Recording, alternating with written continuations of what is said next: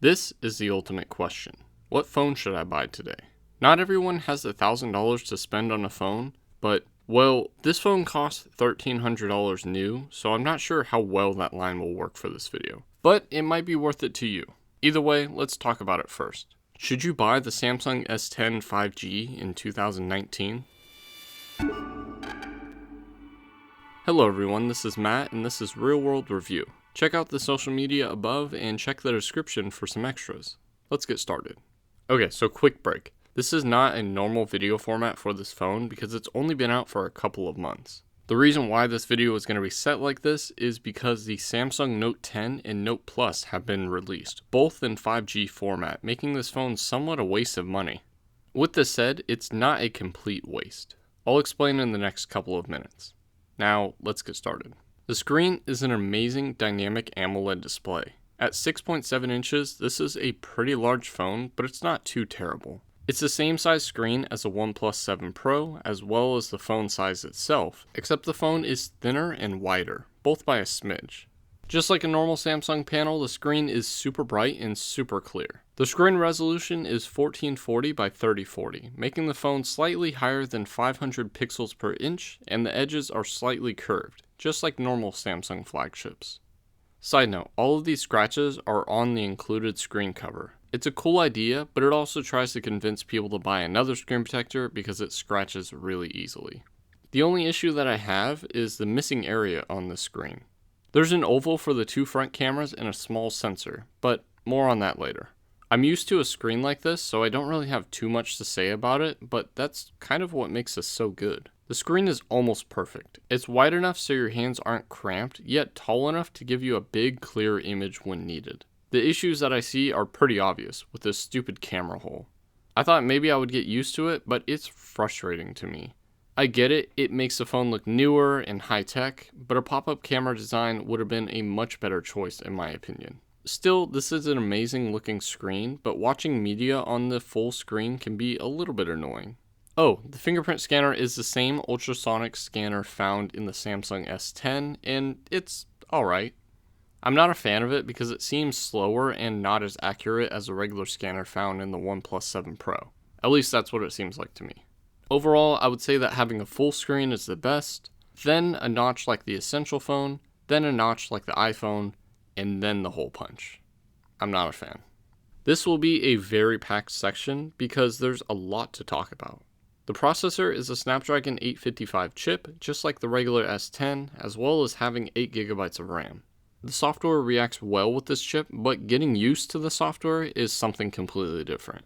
It is One UI 1.1, which brings some nice features like night mode, a friendlier operating system for one-handed usage, and more cartoony apps.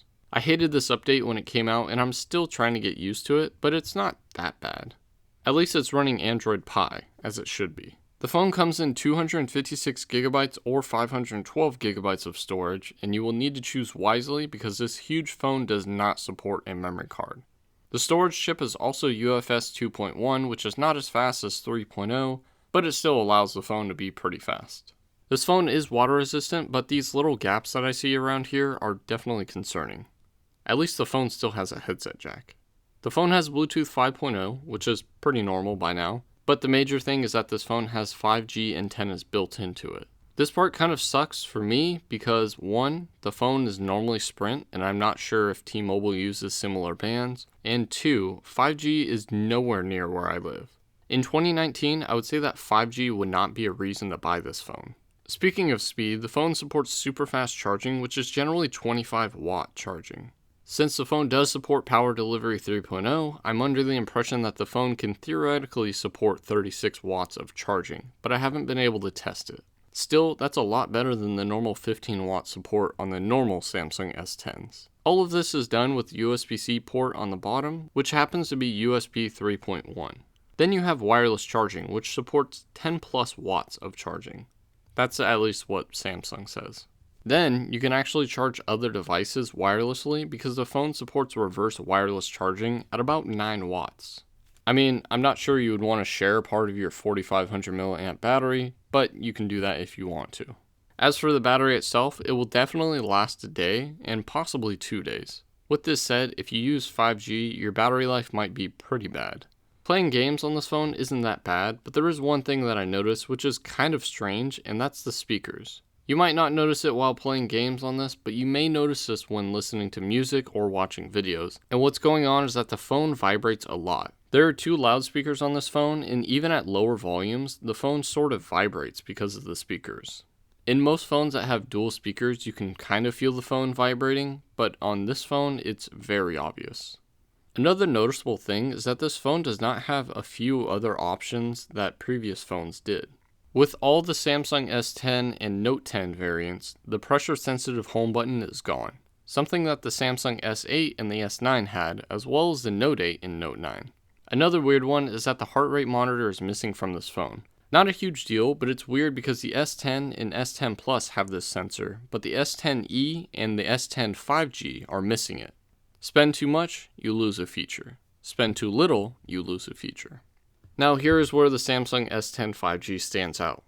6 total camera sensors, and they're better than the Note 10 Plus. Bold statement for sure, but let's go over that. There are 2 cameras on the front, one being a wide-angle 10 megapixel sensor, while the other is a 3D depth sensor. With this said, Face Unlock does not use the 3D camera, and instead it takes a 2D image of you. Not sure what went wrong there. However, it does light up around the front cameras when you do have Face Unlock on, so that's pretty cool. The wide-angle sensor is the same one found in the Samsung Note 10, but its aperture is f1.9 while the Note 10 is f2.2. Still, these sensors capture amazing shots whether you're using them for portrait mode, which is called live focus, or if you're just using them in regular mode. Remember, this 10 megapixel sensor can focus, so shots will look clearer than something like an iPhone, which all have fixed focus front cameras. Then, on the back, we have the same sensors as the Note 10 Plus, but still slightly better. There is a 12 megapixel telephoto camera, which is the same on the Note 10 Plus, but the aperture is f2.4, while the Note 10 Plus is f2.1. This is a 2x optical zooming sensor that can capture some amazing shots. It is optically stabilized, so you don't have to worry too much about a shaky shot. The next 2 cameras are the same as the Note 10 Plus, one being a 12 megapixel dual aperture wide-angle sensor, and the other being a 16 megapixel ultra-wide sensor. The standard sensor captures some amazing shots as expected on a Samsung flagship device. Even at night, shots come out looking amazing. The night mode is hit or miss, but at least Samsung finally added it to their phones. The ultra-wide-angle sensor captures some amazing shots as well, but night shots can use some work. The last sensor is the 3D depth sensor, which is way better than the Note 10 Plus. It is used for data, so there's no images for me to show, but I can use this video for you. The interesting thing is that the sensor can be used to capture any object and focus on it, while the Samsung Note 10 Plus copies the iPhone XR and can only do live focus video on faces. Why is this? Well, it might be because the Note 10 Plus sensor is VGA. That's all they put on the specs list. VGA. This sensor is also used to measure things, so the Measure app will be a little bit more accurate when compared to phones like an iPhone that don't have depth sensors. As for the app itself, it's filled with a ton of stuff. It really is. Many video recording options, as well as 4K 30 frames per second from the front camera. Still, the app is missing 1080p 60 frames per second on the front camera and Video Pro mode, something that Samsung killed in the Android Pie update. And it's also another reason why I don't record my videos with Samsung devices anymore. Now, this phone is a future phone. 5G is the reason why, because 5G sucks today. It's fast, but barely covers any parts of the United States and struggles to keep a good connection wherever you are. There are many cameras on the front and the back, so you won't have to worry too much about new sensors coming out and making these ones pointless. The screen is standard Samsung and will look awesome for years to come, assuming you turn off the screen when you're not using it because screen burn-ins still exist. I did experience this screen glitch one time. Not sure what was happening there. 256 gigabytes of storage is a lot, but some may worry because of the lack of a memory card slot. The storage is UFS 2.1, even though 3.0 is starting to become a norm due to its extremely fast speeds. The USB-C port on the bottom is USB 3.1, so when that becomes mainstream, your transfer speeds on this port will be super fast. The phone is water resistant, but it seems like similar Samsung phones have been holding up the resistance over the years, so you shouldn't have to worry too much about the seals going bad anytime soon. This phone still has a headset jack, which Samsung finally killed on the Note 10 and Note 10 Plus. It's official now because those are the first flagship Samsung phones without that port. This large 4500 mAh battery lasts a while now and should be good for a couple of years. Most Samsung flagships have better battery technology, so you shouldn't have to replace it as often as you used to. This phone is heavy, but surprisingly it's just as heavy as the Note 10 Plus 5G and lighter than the Samsung Note 9, so getting used to that shouldn't be too difficult to do, but your hands might hurt if you're holding this phone up for very long periods of time. However, this phone is still lighter than the OnePlus 7 Pro and the iPhone XS Max. Software updates have been coming out pretty quickly, but we shall see how long that lasts when Android 10 comes out. This phone is not a popular phone, but for good reason. It was cannibalized by the Samsung Note 10 Plus 5G, and that kind of sucks. This is a nice phone, yet all I want to do is go back to my OnePlus 7 Pro. Sure, 5G is awesome, but there are cheaper phones out there that have 5G support if you're in those areas that do support it. The battery life is just good, when they could have easily made it the best. It is a familiar phone if you're used to the normal Galaxy S lineup, so Samsung took very few risks with this phone. The screen is made for viewing content with its HDR10 Plus support, but the camera oval kills that experience.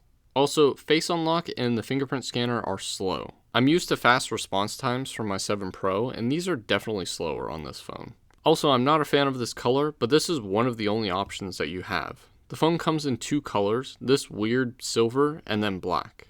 That's all you can get, for the US at least. Still, this is an awesome phone, but it's really hard to decide if the Note 10 Plus 5G is a better option or if it's the S10 5G. They're both nice phones, missing certain features that the other phone has, and they both cost $1,300.